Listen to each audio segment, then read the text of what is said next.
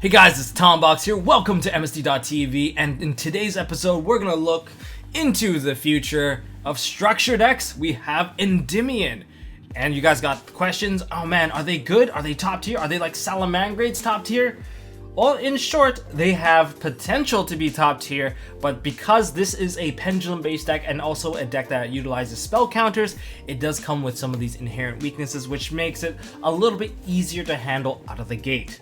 But that doesn't demerit it to becoming not an amazing deck. It is by far one of the best pendulum decks I have seen to this date, having a really strong line of monsters, a really fun playstyle. I hope you guys will like this video, as I will be going through all the key monsters in this deck, and I'll provide you guys with a foundational deck profile so you guys can tinker with it and play to your liking, play to your playstyle. I'll also go over the playstyle of this deck, and I'll also go over the strengths and weaknesses of this deck. And maybe I'll even provide you guys with a couple of replays just so that you can see the deck in action at the end. Now, before I jump into the juicy bits, I just want to give a huge shout out to my Patreons out there for supporting me and believing my ability to make a Yu-Gi-Oh video for you guys. So to reward you guys for this month, or actually this technically next month's stuff, we have the early access to the ENDYMION proxies that I'll be mentioning in this video. So you guys can go ahead and grab them. Of course, early access to the Patreon guys, they will come out a little bit later for everyone else, and also Orca's proxy is already available for you guys, and that's going to be public very soon for, well, everybody. But anyways, huge shout out to you guys, and of course thank you all for watching MST.TV. We passed 40k subscribers not too long ago, and I just kind of want to throw that in here. Anyways, let's get into this video. Alright guys, so here's the foundational deck profile for you guys to look at while I kind of go in depth with each of these new pendulum cards and some of the new spell cards. So starting with the main boss monster, the cover card, and what makes this deck fly, and that is going to be ENDYMION, the founding sorcerer supreme. This guy is amazing, both the pendulum effect and the monster effect. The pendulum effect is basically a win con. If you can remove 6 spell counters on your side of the field, special summon out this card from Pendulum Zone, and destroy cards up to the number of cards you can put spell counters on, and if you do, play spell counters equal to the number of cards destroyed. So that is a hard once per turn effect. And here's a couple of ruling notes for you guys. Removing 6 spell counters, that is a cost. So you pay it. If it doesn't go through, you don't get a refund. And then there is also the effect that you need to be able to special summon to activate this card effect, and the special summon is the only part that is required for you guys to destroy cards. So if you guys don't special summon, you don't get to destroy, because it has to meet the then condition of the conjunction, And of course, this card itself cannot hold spell counters. There's nothing that states that this card can hold spell counters, therefore it cannot hold spell counters. So by base, this card will at least destroy 2 cards, because when it comes out as a monster it can hold spell counters, and since it's counting after it's summoned, then there you have it. It will be at least 2 cards because you're plucking spell counters off of something else. You'll be able to pop multiple cards at the very least, and the popping effect is non-targeting and is also counted as a spell effect, so the opponent can't Veiler your card. They can't use impermanence unless it's impermanence on the same column to prevent you from being special summoned.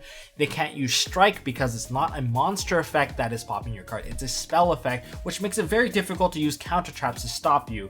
And since it's non-targeting, imagine hitting a Sky Striker player with this. They have to try to hit you with everything. Widow Anchor's not going to save them, so you get to pop basically all their back row.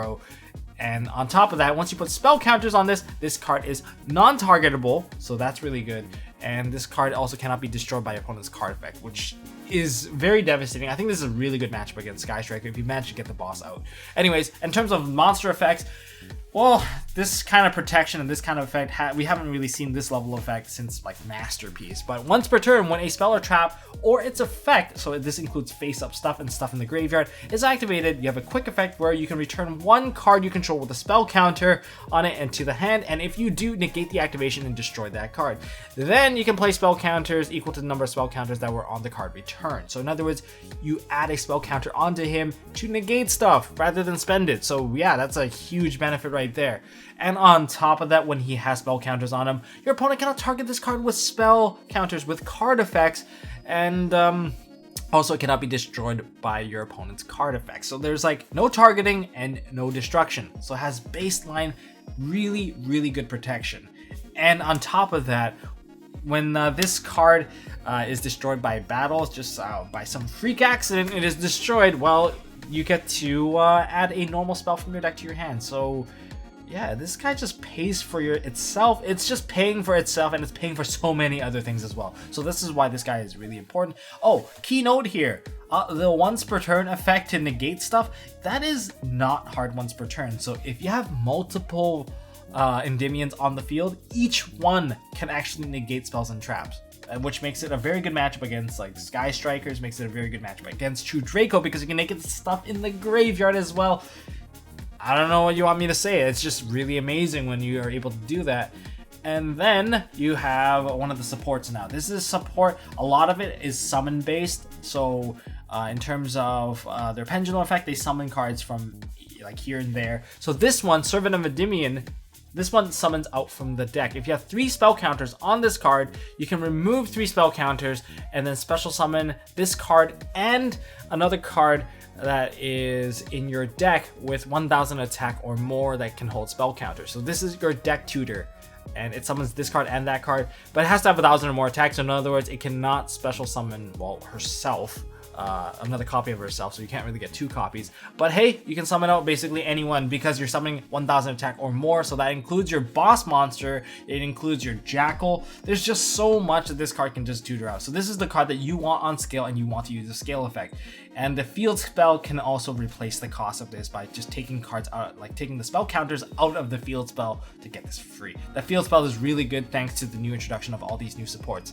Now in terms of a monster effect, it's not really that great. This is probably the one card that you're immediately going to link off into Electrum, because all you can really do with this card is attack directly if it has spell counters, which is nice when you go into time. This is the card that you should be thinking about, like, oh, 900 free damage right there. And once per turn during your opponent's turn, you can discard a card and place 1 spell counter on this card and each card you control that can place spell counters on. So you can just generate a bunch of spell counters, and the smaller scales, when they are destroyed, they go into the pendulum zone. So if this card is destroyed while in your monster zone, it will activate and go into your pendulum zone, and then you can reuse this card again. So yeah, major benefits there. And also the number of spell counters that were already on this card, well, guess what? It gets thrown onto the one when you place it back into the pendulum zone. So yeah, it just kind of keeps track of everything for you.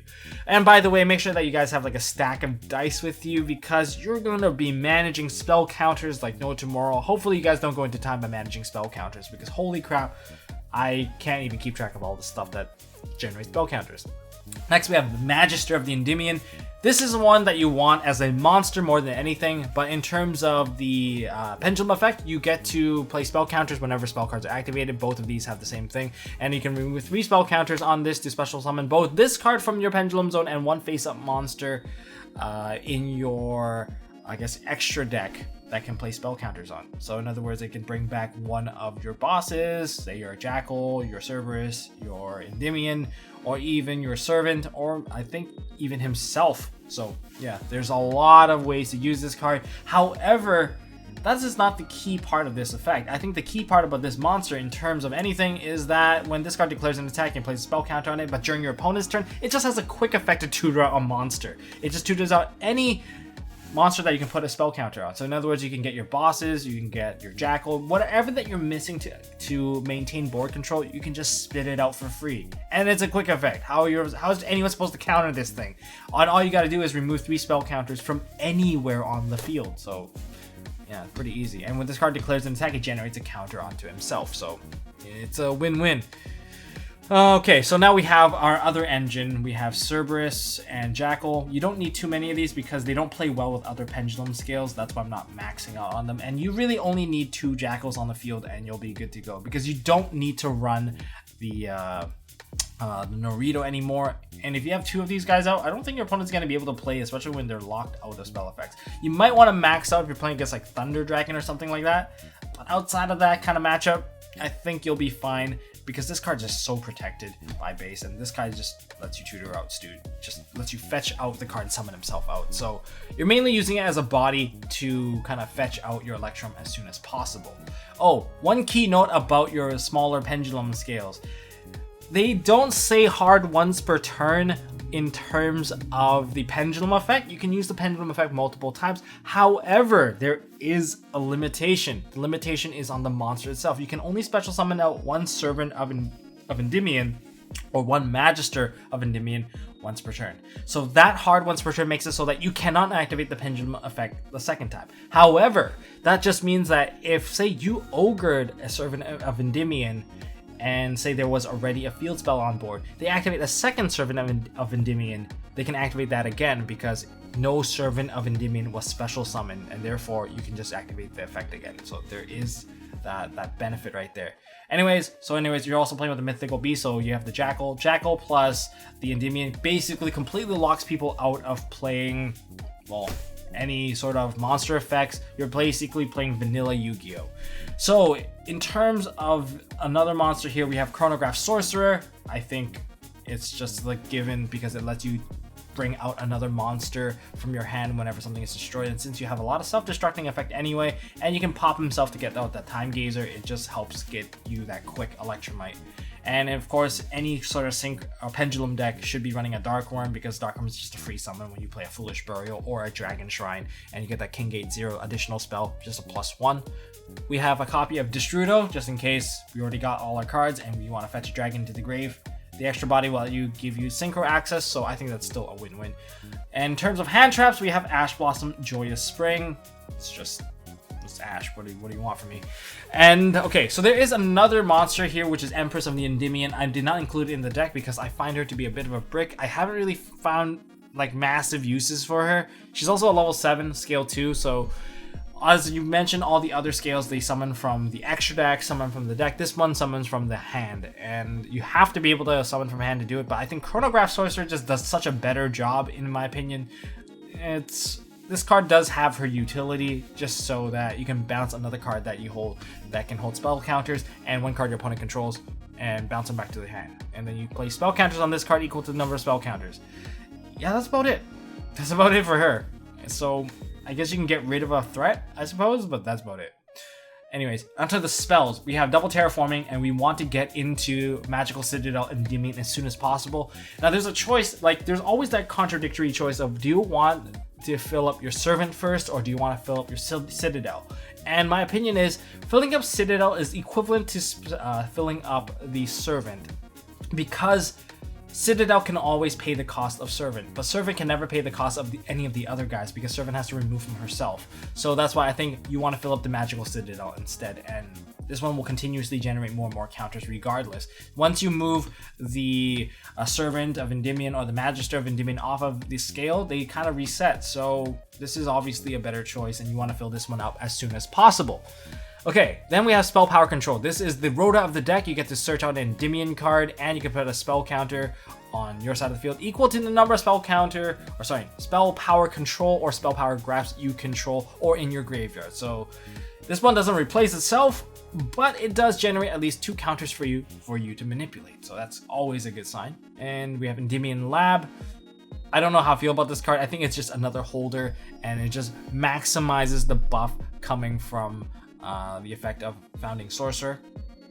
Then running 2 Pot of Desires. 2 Pot of Desires, just because most of the cards you run in 3s, there's no bad side into it. Maybe you get unlucky and we'll banish 3 copies of one thing. As long as it's not your Endymion, you're fine. Then we have Foolish Burial, Dragon Shrine. These are for your dragons. And then we have Triple Call by the Grave, mainly to deal with Ogre. Ogre hurts a lot. Twin Twister hurts a lot. Typhoon hurts a lot. Anything that is destruction based hurts a lot. Pankratops also hurts, especially if you're not ready to deal with the popping. So don't commit to your scales unless you need to, but this is my kind of version here. There's also other cards I'll talk about in a bit, but in terms of the extra deck, we have Electrum, just Pendulum. If you're playing Pendulum, you should play this card. We have Datebreaker. This guy can hold spell counters as well, and you only really go into this card if you're really just going to spam out Endymion. Just because it acts as another monster that can open up your zones and hold spell counters, so that pop is just that much more magnificent. I mean, Akashic Magician is just there because Akasha can bounce back a card. I'm just choosing this over other cards just because of the utility. I don't know if we actually even need this card because we don't really go into the extra deck unless it's for a really big boss monster. We have Nightmare Phoenix and Unicorn as the package. Unicorn's always good because non-destructive removal. Skull Dread. I don't think we really even need Skull Dread in this deck, but however, we will need Zephyr Metaltron or Decode Talker, especially when you were going into the Odd Eyes play. And we have Boral Sword or Boral Load. These actually do matter, and I'd suggest you to have one of each in here just because you can... Whatever that you can't do with your negation board, these two will be able to do it. This one will be able to run over the biggest monster ever, and the other one, Boral Load, is always going to be able to steal your opponent's problem monster, so that's a win-win. And then for our rank 6, we have Utopia Beyond. This is just my choice. I'm not running Norito. There's no point in running Norito, trust me, because Endymion already does a much better job compared to Norito. You don't want to waste two monsters when one monster basically does the trick. And this one can give you a win condition where you can zero all your opponent's monster and then you can go into like a Boral Sword and kill your opponent. So you can think about it that way. And we have Odd Eyes Absolute, which goes into Odd Eyes Vortex. And for our synchros, we have FA Dragster and a Black Rose Dragon. Black Rose is always nice because if you can bait out one of those harsh negates, or if your opponent's just not ready for a Black Rose Dragon, well, you get to nuke the board and then make your play. So win-win for you. Now there's other cards I want to talk about. I guess I already talked about Empress. There's Spell Power Grasp. If you want to generate more spell counters, this is an option. But another faster option would be Toon Table of Contents. But both of these cards add to the chances of bricking in your own deck, especially when you draw multiples, and in those cases it feels really bad. But one of the cards I did not have in the deck, which I kind of want to put in, is Wavering Eyes. As any sort of pendulum deck, Wavering Eyes is just a really good card. In the mirror match, you want to resolve this as the last guy to resolve this because you can pop all the scales all at once, and this is also a very good counter against you, so just be careful. But otherwise, that's all I got for this foundational deck profile. You can pick and choose whatever you want. You can manipulate it whether or not you want to use the Chronograph Sorcerer. If Astrograph was available, holy crap, this would be a completely different deck. It would be very, very delicious to kind of crush your opponent with this stuff. But anyways, that's the foundational deck profile. Hopefully you guys enjoyed the explanation, and we'll talk about the playstyle. So what is the playstyle? Well, it's a spell counter control deck. Make sure that you have a jar of dice with you to keep track of all your spell counters to maintain the game state, and make sure you can do it in a timely manner, because you don't want to get called on slow play and you don't want to run into time with this deck in particular. Well, what is the playstyle actually? Well, it is an aggro control deck. On the control side, you can establish a lot of big beat sticks that threaten life on your opponent very, very quickly. You have double Jackal, and you can also establish double Endymion to really just pressure your opponent down to a corner where they cannot activate monster effects nor activate spells and traps. That completely locks them out to down to 2 cards if you can establish like a 4 monster board. And it might not look like a 4 monster board in the beginning. It might just be like maybe a Jackal here and then like Endymion here and like another monster here. But if that monster is Magister, you have the 3rd monster available. And luckily for us, Endymion is pretty much like a free negation by base. So if you manage to put out an Endymion, you have a negation already. So yeah, that's how that works out. But in terms of the aggro side, so you manage to establish 6 spell counters. You can use the spell or the pendulum effect of Endymion just to wipe out the board and then push for an OTK. It is very devastating. You can even pendulum summon first to bait out some stuff and then go for the Endymion to wipe out the rest of the board. It is quite strong, and most of these monsters, since they have a stat line above 24, your opponent needs really strong monsters, and even Pancratops won't be enough to actually destroy all of the options you have available, since Endymion by base is already protected from your opponent's card effects from targeting and by card effect destruction. So very big monsters, very big effects, tons of negation, and that's what this deck is all about. So in terms of the strengths about this deck, you have a bunch of monsters that are very, very beefy and very easy to summon and very well protected. In terms of the spell effects, because these cards are spell effects, it's very difficult to negate.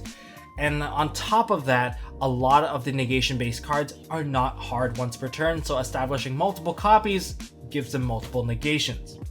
Now in terms of weaknesses, the biggest weakness in this deck is the ramp up time with the 3 spell counters. Without the first 3 spell counters generated, you won't be able to establish a very big board, and you need to be able to put out monsters. These big monsters are what keeps the deck running, and if you're not able to spit them out, you're fallen so far behind because you have to commit spell cards to get the 3 counters. So if your Servant gets negated, well, that's about it for the turn, and then you're gonna have to pass turn on a much weaker board, a very mediocre board that anyone can really crush.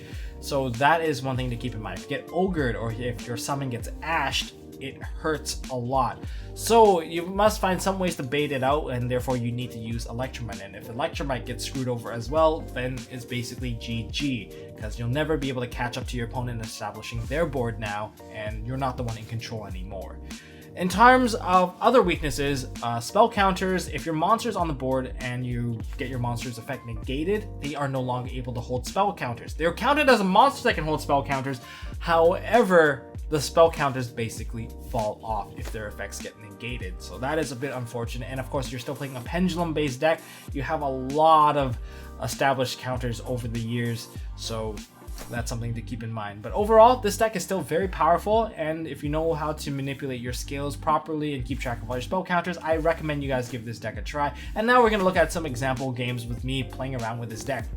Okay, looking at this hand actually can get you the full setup. You just have to be able to learn how to work around things. I am going first. I'm playing against an OCG Odd Eyes player with the Odd Eyes Revolution Dragon. And I have Spell Power Control. I have an Endymion already in hand, and this is the card that I'm going to pop to put back into the scale before I do a full-on Pendulum Summon. That's my goal. And in terms of Dragon Shrine, I have myself Dark Worm. Dark Worm summons itself out. Okay, and we got ourselves our Scale 0, Spell Power Control. I specifically go for Magister.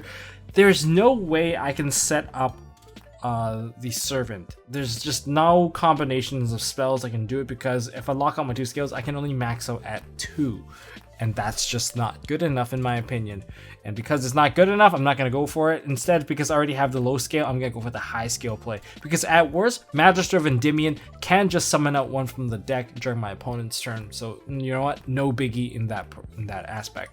So go ahead, normal summon it out, and then we'll get ourselves an Electromite. Electromite dumps the Jackal because it's the one card that I don't have for monster negation. And I already have like a search negation from Ash. And we're going to continue. Okay, we're gonna pop off our card, just so that when we Pendulum Summon, now we can Pendulum Summon both of these. This is level 7, level 6, and we have a Scale 0 and a Scale 8. Play Pot. Nothing really too bad here. Double Field Spell, not the best draw. However, getting the Field Spell is always a nice safety blanket to get. In terms of what I banished with Pot, double Endymion, at least I've one of them was already fetched out. Time Gazer, I think double this and double that. Everything was doubles, everything came in pairs. That's why you run 3 of everything, but it's okay because we already have our negation and we did not banish our other Jackal, which means we have access to Jackal again. So we're gonna go ahead and set everything up. We're gonna play Foolish Burial, dump our Destrudo because that was not kind of dumped away, and I'm just literally just fueling the Magical Citadel Endymion. And now we do the Pendulum Summon. I have 2 counters here and a counter here, which gives this a negation and this a negation as well. And with Ash, that's all fine. So we're gonna see Sky Iris. No biggie. Founding Sorcerer. So I bounced it back to my hand, which is kind of nice. I popped it. And the drawing is actually coming from my card returning to my hand. Nothing to do with his scale. So Odd Eyes Revolution Dragon, I'm like, oh, I'm just going to go ahead and negate that and trying to stop everything from going on. It has another copy, can't really stop him from popping, searching. Everything, he's just going to keep going. I'm going to Ash up because that's hard once per turn. Getting free searches all day, every day. And he's going to go ahead and Pendulum Summon. See, the card I drew is Chronograph Sorcerer, so if he attacks me, I'm going to spit out even more monsters. Like 1, 2... And during his turn, I'm going to move 3 counters, summon out a 3rd Jackal, since he's playing with mainly just monster effects at this point. This is when I go into Utopia Beyond, just because I can zero out everything and get that OTK.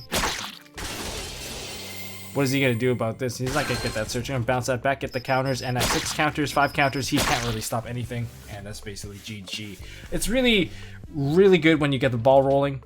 Okay, this one's just an opening play because this got scooped right after I finished this turn. So I open with a bunch of scales. I have Servant and Magister. If you have Servant and Magister, start with the Servant first and work your way up. So play Pot of Desires, hoping to draw something decent. I did get something decent. What I love about the Chronograph Sorcerer and stuff that plays this line is that it pops itself. It basically opens up the zone again, and you can use it to manipulate your pendulum scale so that you can play more spells. What did I banish? Well, luckily I play 3 of everything, so no biggie, no big harm there. It's okay, which is why it still always works out. Scale that. That's 2 now. Pop that. Go for the special summon. Go with the Electromite. with the Electromite, it lets you manipulate these scales a lot easier. Even if you put a 0 scale and a 2 scale, oh sure, I can only summon level 1. Well, this one's just gonna summon itself out anyway. And the Endymion. And because I have both of those, and I have my scale 8 still, I can pendulum summon out like really big monsters. I'm not sure what you're gonna do at this point now. Go ahead, pop the scale. The popping of the scale is mainly just to draw an additional card. This is literally a +1. Maybe you'll get into another hand trap. Maybe you'll get into something even better. Who knows? But this, in terms of my current play, now my pendulum summon comes out. I got the Magister. I got everything I want. I did not need to summon out this dude in particular. Now that I'm looking in hindsight, I have 1 scale here, 1, 1, 1. I could have summoned out another monster just from removing 3 counters. I could have gotten a second Jackal onto the board, which would have been very annoying for him. But if he killed any of my monsters, that'd be fine. And on top of that, I can also use Endymion to bounce back my Servant. If I bounce back the Servant, I open my slot and I can summon a monster anyway, so I didn't think like that was going to be a big deal. And basically, he's going to scoop. He was playing, well, I guess he was playing Danger with the Arc Brave package. Okay, so yeah, that's kind of my rundown of some of the opening plays you can do. You just have to be able to find your opening, because the opening is the toughest part about this deck. But anyways, guys, and that is all I got for this video, guys. However, I will be doing a how to crush Endymion video very soon before the deck is even released, so that if your friends ever buy this deck, you can be like, haha, you just wasted $45 and you're still losing. How do you feel now?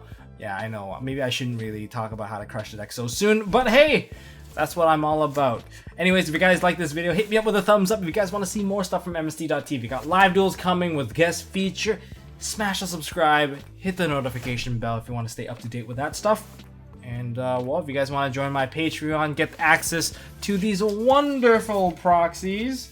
Well, early access anyways. They will be released to everyone eventually. Well, go ahead and support me on Patreon, and we'll talk. We'll talk, guys. We'll talk. Anyways, that's all I got for this video, guys. So until next time, don't forget to hold on to your MST.TV. If you guys even know what MST does anymore.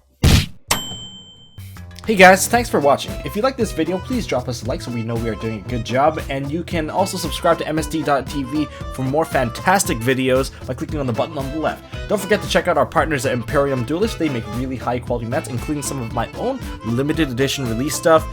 And if you want to check out one of our past videos, click here on the right. As always, don't forget to hold on to your MST.TV, and I'll see you next time.